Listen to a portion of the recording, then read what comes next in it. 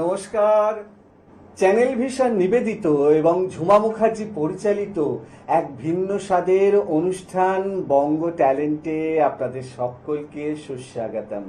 বন্ধু, আজকের পর্বে কে এসেছেন বলুন তো? এনি কেস না, আমি জানি আপনারা বলতে পারছেন না, কিন্তু আমি বলে দিচ্ছি।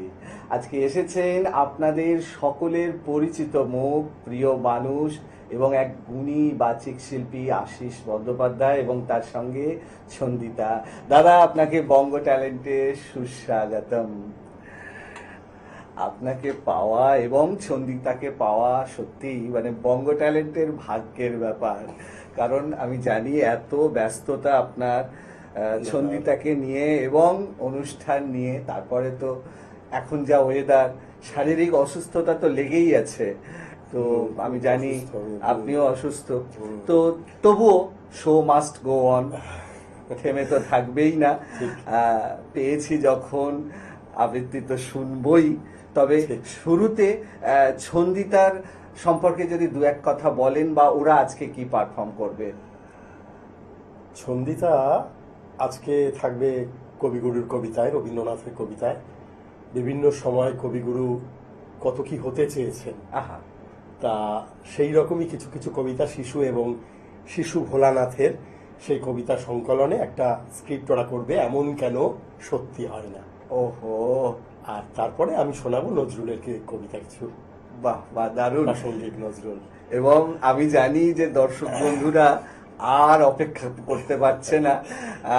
তাহলে আমার খুব ভালো লাগছে এসে। ধন্যবাদ আপনাকে, একদম সকলকে শুভেচ্ছা, ভালোবাসা, অভিনন্দন। এবং এখন তো আমরা কবিপক্ষের মধ্যে দিয়েই যাচ্ছি, চলছি। হ্যাঁ, এবং সেখানে রবীন্দ্রনাথের ওপর কাজ সত্যি ভীষণই প্রয়োজন। তাহলে আমার মনে হয় দর্শক বন্ধুদের আর অপেক্ষা করানো ঠিক হবে না। তাহলে চলুন দর্শক বন্ধু, আমরা অনুষ্ঠানের শুরুতে ছন্দিতার পারফরমেন্সটা দেখে নিই। নমস্কার।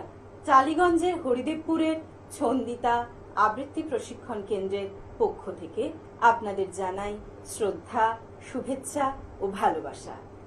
আজ আমাদের নিবেদনে থাকছে কবিগুরুর শিশু ও শিশু ভোলানাথ কাব্যগ্রন্থের বেশ কিছু কবিতা সংকলনে কবিতা কোলাজ এমন কেন সত্যি হয় না। রচনা ও সংকলন গৌরাঙ্গ বন্দ্যোপাধ্যায়, পরিচালনায় আশিস বন্দ্যোপাধ্যায়, পরিবেশনায় ছন্দিতা হরিদেবপুর। আমরা যারা অংশ নিচ্ছি: মৌমিতা দে, চম্পা দা, অপর্ণা চ্যাটার্জি, নীনা রায়, সৃজনী নন্দী, ঋত্বিকা দাস। শুরু করছি কবিতা কোলাজ এমন কেন সত্যি হয় না। বড়দের জগৎ বড় বেশি বাস্তব, দাগের ওপর দিয়ে সেখানে আনাগোনা, নিষেধের বেড়া ডিঙিয়ে শিশু ভোলানাথের সেখানে প্রবেশ নিষেধ। তবু বাধা কিসে মানে, ফাঁক ফোঁকর দিয়ে উঁকি মারে সে। বুঝতে চেষ্টা করে বড়দের জগৎটাকে, কিন্তু যা দেখে তার সঙ্গে তার কল্পরাজ্যের কোনো মিল নেই। অভিমানে ছলছলিয়ে ওঠে তার চোখ, নিরুদ্ধ আবেগে মায়ের কোলে মুখ লুকিয়ে তখন নালিশ জানায় সে। মাগো, আমায় ছুটি দিতে বল, সকাল থেকে পড়েছি যে মেলা। এখন আমি তোমার ঘরে বসে করব শুধু পড়া পড়া খেলা। শিশু মাত্রই আবেগ প্রবণ, কল্পরাজ্যের বাসিন্দা সে। সেখানে যে আছে ফুল, পরি, ঝর্ণা, আছে পাহাড়, নদী, পশু পাখি, সবার যে এক ভাষা, আপন করে নেবার ভাষা। তাই তো সে কল্পনার পাখা মেলে উড়ে যেতে চায় দিক বিদিকে। কখনো আবার হারিয়ে যায় বনের গভীরে। ভয়, কিসের ভয়? তার কল্পনার দুর্গে আঘাত হানে কার সাধ্যি? বাবা যদি রামের মতো পাঠায় আমায় বনে, যেতে আমি পারি নাকি তুমি ভাবছো মনে? 14 বছর কদিনই হয় জানি নে মাঠি। দণ্ডক বন আছে কোথায়, ওই মাঠে কোন দিক? কিন্তু আমি পারি যেতে, ভয় করিনি তাতে। লক্ষণ ভাই যদি আমার থাকতো সাথে সাথে, রাক্ষসেরে ভয় করি নে, আছে গুহক মিতা। রাবণ আমার কি করবে মা, নেই তো আমার সীতা। হনুমান কি যত্ন করে খাওয়াই দুধে ভাতে, লক্ষণ ভাই যদি আমার থাকতো সাথে সাথে। ইচ্ছে করে মা, যদি তুই হতিস তো রানী, ছেড়ে দিতে এমনি কি ভয় তোমার এ ঘরখানি। ওইখানে ওই পুকুর পাড়ে জিওল গাছের বেড়ার ধারে, ও যেন ঘোর বনের মধ্যে, কেউ কোথাও নেই। ওইখানে ঝাউতলা জুড়ে বাঁধবো তোমার ছোট্ট কুড়ে। শুকনো পাতা বিছিয়ে ঘরে থাকবো দুজনেই। বাঘ ভাল্লুক অনেক আছে, আসবে না কেউ তোমার কাছে। দিন রাত্রির কোমর বেঁধে থাকবো পাহারাতে। রাক্ষসেরা ঝোপে ঝাড়ে মারবে উঁকি আরে আরে। দেখবে আমি দাঁড়িয়ে আছি ধনুক নিয়ে হাতে। বিশ্ব প্রকৃতি আপনিই ধরা দেয় তার কাছে। সে যে শিশু ভোলানাথ, সব তার চেনা, সবাই তার আপন। পাঁচমুড়া পাহাড়, শ্যামলী নদী, অনেক কালের পুরনো বটগাছ, বড় বড় গাছে ঢাকা গ্রাম, দই মাথায় দইওয়ালা এবং কলসি মাথায় জল তুলে মেয়েরা ফিরছে সারি সারি। পরনে তাদের লাল শাড়ি। কিছুই তার অজানা নয়। কল্পনার পাখা মেলে উড়ে বেড়ায় সে। অসীম অনন্ত জীবনের রহস্যকে খুঁজে বেড়ায়। যখন যেমন মনে করি তাই হতে পাই যদি, আমি তবে এক্ষুনি হই ইচ্ছামতি নদী। রইবে আমার দক্ষিণ ধারে সূর্য ওঠার পার, বাঁয়ের ধারে সন্ধে বেলায় নামবে অন্ধকার। আমি কইব মনের কথা দুই পারেরই সাথে, আধেক কথা দিনের বেলায়, আধেক কথা রাতে। আমার যেতে ইচ্ছে করে নদীটির ওই পারে, যেথায় ধারে ধারে বাঁশের খোঁটার ডিঙি নৌকো বাঁধা সারে সারে। কিষানেরা পার হয়ে যায় লাঙল কাঁধে ফেলে, জাল টেনে নেয় জেলে। গরু মহিষ সাঁতরে নিয়ে যায় রাখালের ছেলে। সন্ধে হলে সেখান থেকে সবাই ফেরে ঘরে। শুধু রাত দুপুরে শেয়ালগুলো ডেকে ওঠে ঝাউডাঙাটার পরে। মা, যদি হও রাজি, বড় হলে আমি হব খেয়া ঘাটের মাঝি। অনেক দূরের দেশ আমার চোখে লাগায় রেশ, যখন তোমায় দেখি পথে। দেখতে যে পায় মন যেন নাম না জানা বন, কোন পথ হারা পর্বতে। হঠাৎ মনে লাগে যেন অনেক দিনের আগে আমি অমনি ছিলাম ছাড়া। সেদিন গেল ছেড়ে আমার পথ নিল কে কেড়ে, আমার হারালো এক তারা। কে নিল গো টেনে আমায় পাঠশালাতে এনে, আমার এলো গুরু মশাই। মন সদা যার চলে যত ঘর ছাড়াদের দলে, তারে ঘরে কেন বসায়? মন যে আমার পালায় তোমার একতারা পাঠশালায়, আমায় ভুলিয়ে দিতে পারো? নেবে আমায় সাথে এসব পণ্ডিতেরই হাতে, আমায় কেন সবাই মারো? ভুলিয়ে দিয়ে পড়া আমায় শেখাও সুরে গড়া, তোমার তালা ভাঙার পাঠ। আর কিছু না চাই, যেন আকাশখানা পাই আর পালিয়ে যাবার মাঠ।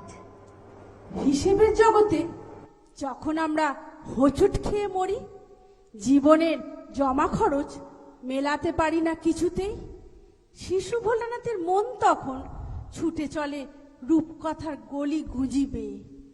ফুল পরি ঝর্ণা থেকে শুরু করে কখনো বীর পুরুষ, কখনো পাহারাওয়ালা, কখনো ফুলবাগানের মালি, মাঝি, রাখাল বালক, ফেরিওয়ালা, কত কি হবার স্বপ্ন দেখে সে। যা আছে তাকে বিশ্বাস করতে মন চায় না তার। যা নেই সেটাই তার কাছে ধ্রুব সত্য, পরম জ্ঞান। আমি যখন পাঠশালাতে যাই আমাদের এই বাড়ির গলি দিয়ে, 10টা বেলায় রোজ দেখতে পায় ফেরিওয়ালা যাচ্ছে ফেরি নিয়ে। চুরি চাই, চুরি চাই, সে হাঁকে, চিনের পুতুল ঝুড়িতে তার থাকে। যায় সে চলে, যে পথে তার খুশি, যখন খুশি খায় সে বাড়ি গিয়ে। 10টা বাজে, 10:30 বাজে, নাইকো তারা, হয় বা পাছে দেরি, ইচ্ছে করে সেলেট ফেলে দিয়ে অমনি করে বেড়ায় নিয়ে ফেরি। আমি যখন হাতে মেখে কালি ঘরে ফিরি, 4:30 বাজে। কোদাল নিয়ে মাটি কোপায় মালি বাবুদের ওই ফুল বাগানের মাঝে। কেউ তো তারে মানা নাহি করে, কোদাল পাছে পরে পায়ের পরে। গায়ে মাথায় লাগছে কত ধুলো, কেউ তো এসে বকে না তার কাজে। মা তারে তো পরায় না সাত জামা, ধুয়ে দিতে চায় না ধুলো বালি। ইচ্ছে করে আমি হতেম যদি বাবুদের ওই ফুল বাগানের মালি। একটু বেশি রাত না হতে হতে মা আমারে ঘুম পাড়াতে চায়। জানলা দিয়ে দেখি চেয়ে পথে পাগড়ি পরে পাহারাওয়ালা যায়। আধার গলি লোক বেশি না চলে, গ্যাসের আলো মিটমিটিয়ে জ্বলে। লণ্ঠনটি ঝুলিয়ে নিয়ে হাতে দাঁড়িয়ে থাকে বাড়ির দরজায়। রাত হয়ে যায় 10টা 11টা, কেউ তো কিছু বলে না তার লাগি। ইচ্ছে করে পাহারাওয়ালা হয়ে গলির ধারে আপন মনে জাগি। এমন সময় ওই যে কারা আসতেছে ডাকছে রে, তুমি ভয় পালকিতে এক কোণে ঠাকুর দেবতা স্মরণ করছো মনে। বেয়ারাগুলো পাশের কাঁচা বনে পালকি ছেড়ে কাঁপছে থরো থরো। আমি যেন তোমায় বলছি ডেকে, আমি আছি, ভয় কেন মা করো। হাতে লাঠি, মাথায় ঝাঁকড়া চুল, কানে তাদের গোঁজা জবার ফুল। আমি বলি, দাঁড়া, খবরদার, এক পা কাছে আসিস যদি আর, এই চেয়ে দেখ আমার তলোয়ার, টুকরো করে দেব তোদের সেরে। শুনে তারা লম্ফ দিয়ে উঠে চেঁচিয়ে উঠলো, তুমি বললে যাস নে খোকা ওরে। আমি বলি, দেখো না চুপ করে। ছুটিয়ে ঘোরা গেলেম তাদের মাঝে, ঢাল তলোয়ার ঝনঝনিয়ে বাজে। কি ভয়ানক লড়াই হলো মাঝে, শুনে তোমার গায়ে দেবে কাঁটা। কত লোক যে পালিয়ে গেল ভয়ে, কত লোকের মাথা পড়লো কাটা। এত লোকের সঙ্গে লড়াই করে ভাবছো খোকা গেলই বুঝি মরে। আমি তখন রক্ত মেখে ঘেমে বলছি এসে, লড়াই গেছে থেমে। তুমি শুনে পালকি থেকে নেমে চুমু খেয়ে নিচ্ছ আমায় কোলে, বলছো ভাগ্যে খোকা সঙ্গে ছিল, কি দুর্দশাই হতো তা না হলে। রোজ কত কি ঘটে যাহা তাহা, এমন কেন সত্যি হয় না আহা। ঠিক যেন এক গল্প হতো তবে, শুনতো যারা অবাক হতো সবে। নমস্কার। আহা দাদা, মানে কি বলবো, আমি ভাষা খুঁজে পাচ্ছি না। মানে আচ্ছা, কিভাবে এত ভালো পারফর্ম করা যায়, মানে রহস্যটা কি? না মানে ওরা খুব পরিশ্রম করে ওরা। এবং প্রত্যেকেই- আপনার কি বলবো, সান্নিধ্যে থেকে মানে আমি যতদূর সম্ভব ওদের গাইড করি, কিন্তু একদম। ওদের পরিশ্রমটা সত্যি খুব অনেক। মানে না হলে এরা বোধহয় বাড়ির সমস্ত কাজ সামলে যেভাবে এসে রিহার্সাল দেয় এবং বকাঝকা করি, সেগুলো যেভাবে সহ্য করে, তাতে ওদের অবশ্যই কৃতিত্ব দিতে হবে। একদম একদম একদম।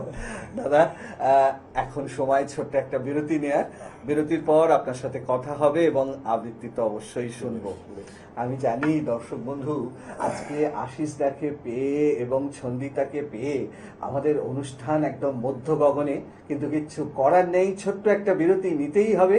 বিরতির পর এক্ষুনি ফিরে আসছি, কোথাও যাবেন না, দেখতে থাকুন বঙ্গ ট্যালেন্ট, নতুন তারার খোঁজে।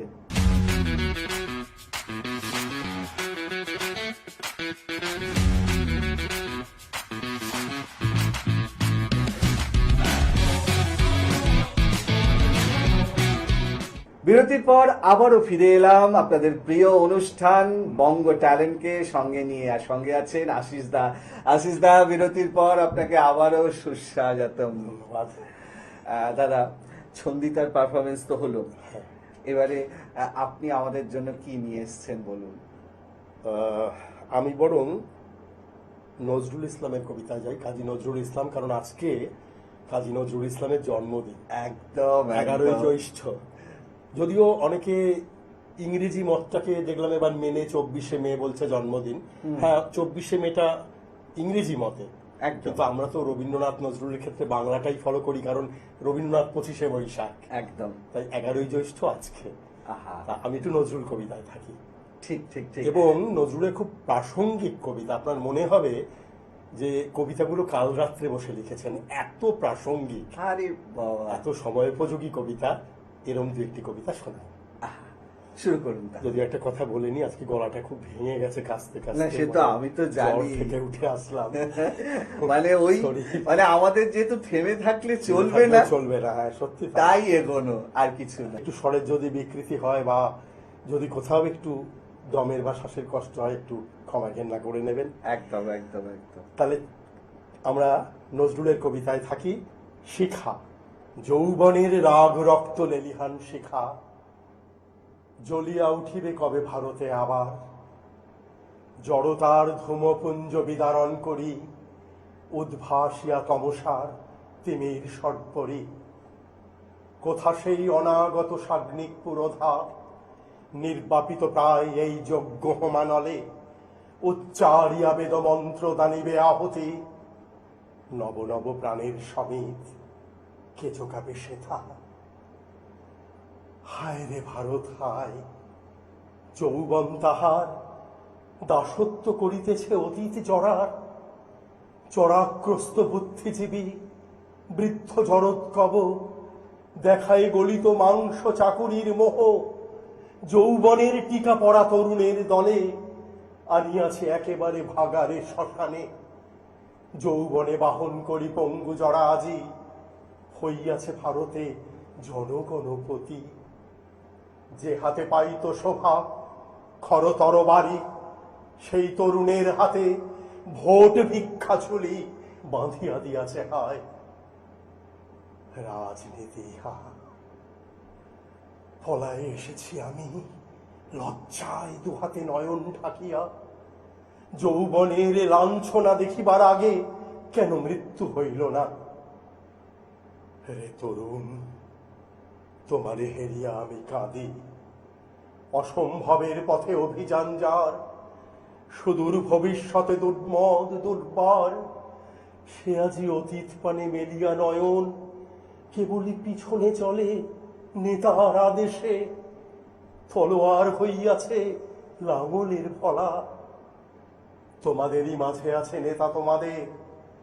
তোমাদেরই বুকে জাগে নিত্য ভগবান, ভয়হীন দ্বিধাহীন মৃত্যুহীন তিনি। তোমারে আধার করি সেই মহাশক্তি প্রকাশিতে চান নিত্য। চাও আখি খুলি, আপনার মাঝে দেখো আপন স্বরূপ। অতীতের দাসত্ব ভোলো, বৃদ্ধ সাবধানী হইতে পারে না কভু তোমাদের নেতা। তোমাদেরই মাঝে আছে বীর সব্যসাচী, আমি শুনিয়াছি বন্ধু সেই ঐশী বাণী। ঊর্ধ্ব হতে রুদ্রমোর নিত্য কহে হাকে, শোনাতে এ কথা এই তাহার আদেশ। তোমাদের প্রাণের এ অনির্বাণ শিখা, যৌবনের হোমকুণ্ড পাশে বৃদ্ধ বসে আগুন পোহাবে বন্ধু। এ দৃশ্য দেখিতে যেন নাহি বাঁচি আর, সমাধি হইতে আর যেন নাহি উঠি প্রলয়ের আগে। আর যেন নাহি উঠি প্রলয়ের আগে। কত বছর আগে লেখা ভাবুন, কতটা প্রায় প্রাসঙ্গিক। 70-80 বছর আগে লেখা একটা কবিতা, মানে কতটা কালোত্তীর্ণ হলে উফ, আজকের দিনে মনে হবে কাল বসে লিখেছে। কাল বসে লিখেছেন, মানে এখানেই তাদের দূরদৃষ্টি। দূরদৃষ্টি এবং মানে এত কালোত্তীর্ণ কবিতা ওহো। যে কোনো কালে কোনো যুগেই মনে হবে না যে এটা আজকের নয়, আজকের নয়। অসাধারণ। অসাধারণ। এরকম আরেকটা কবিতা শোনাই, এরমই আরেকটি কবিতা। হে রুদ্র আদেশ দাও, অগণিত মানবের শান্তিহীন অসহায় অশান্ত রোদন ভেসে আসে মোর কানে। নিশীথের বাণীহীন স্তব্ধ অন্ধকারে ধরণীর দশদিক হতে চমকিয়া উঠে মোর ধ্যানের কৈলাসে মহামৌন যোগীন্দ্র শিব। কোটি শাখা বাহু মেলি আকাশের পানে, যেমন আশ্রয় মাগে বনতরু লতা, কাল বৈশাখীর ঝড়ে দুর্যোগে নিশীথে পৃথিবীর মাতৃক্রোর সহস্র শিকড় দিয়া আকরিয়া কাঁদে। দেশে দেশে কাঁদিছে মোর আত্মার আত্মীয়, আমারই স্রষ্টার সৃষ্ট জীব।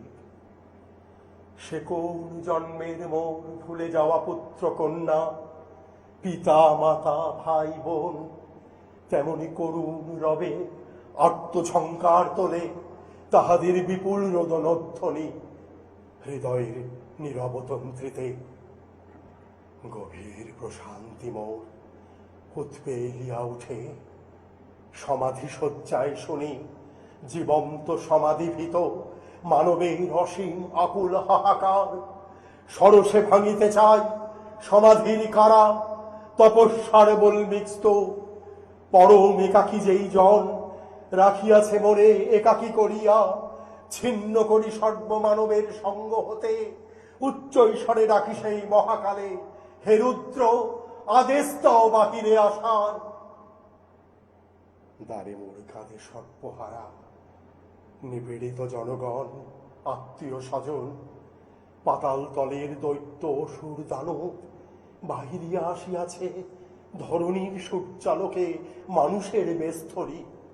হরিয়াছে মানুষের অধিকার, লুটিয়াছে সুখ শান্তি, টুটিয়াছে স্নেহনীর। হে রুদ্র আদেশ দাও শান্তি স্বর্গ হতে টেনে দাও ফেলে ধরণীর ধুলি তলে। আমারে মরিতে দাও সর্প অবমানিতের সাথে। হে রিনু মৌন শিব মৃদু মৃদু হাসে শক্তি সাথে অটল কৈলাসে। ধৈর্যটির ললাটের বহ্নি শিখা মাঝে জাগিছে যোগেশ্বরী মহাশক্তি রক্ত চামুণ্ডা রূপ ধরি, যেন রক্ত মহাসিন্ধু। সেই প্রলয়ের রক্ত সিন্ধু স্নান করি উদিতেছে নবপ্রভাতের সূর্য নারায়ণ। সংগ্রাম শ্মশানে আসে যেন দলে দলে বিভূতি তিলক পরি, আধারের কারামুক্ত দেব সেনা দল প্রণতি জানায় সবে নবপ্রভাতে নরনারায়ণে। নবপ্রভাতে নরনারায়ণে। মানে দিন আগে এগুলো লেখা, অথচ একেবারে সমাজকে দেশ ও দশকে যেন পুরো ছবির মতো তুলে মানে এনেছে। শুনছি যেন একটা কাল অদ্ভুত রাত্রে অনুভূতি হচ্ছে। সত্যি মানে আমি মাঝে মাঝে ভাবি যে কি করে সম্ভব? আজকের ভারতবর্ষে নজরুলকে আমার দরকার ছিল।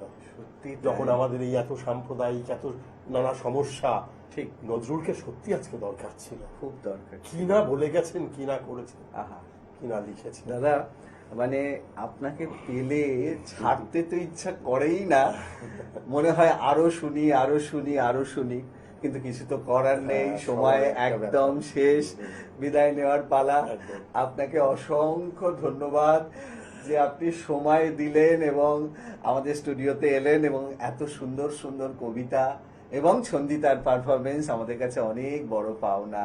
অসংখ্য ধন্যবাদ দাদা। আমি জানি দর্শক বন্ধু আজকে আশিস দাকে পেয়ে এবং ছন্দিতাকে পেয়ে আমাদের অনুষ্ঠান কবিতায় কবিতায় একদম জমে উঠেছিল, কিন্তু কিচ্ছু করার নেই, সময় একদম শেষ, বিদায় নিতেই হবে। তবে বিদায় নেওয়ার আগে সেই গুরুত্বপূর্ণ কথাটা আবারও বলে যাই, আপনারাও যদি আমাদের এই অনুষ্ঠানে অংশগ্রহণ করতে চান তাহলে দেরি কেন, চট করে আপনাদের একটা পারফরমেন্সের ভিডিও আমাদেরকে হোয়াটসঅ্যাপ করে দিন।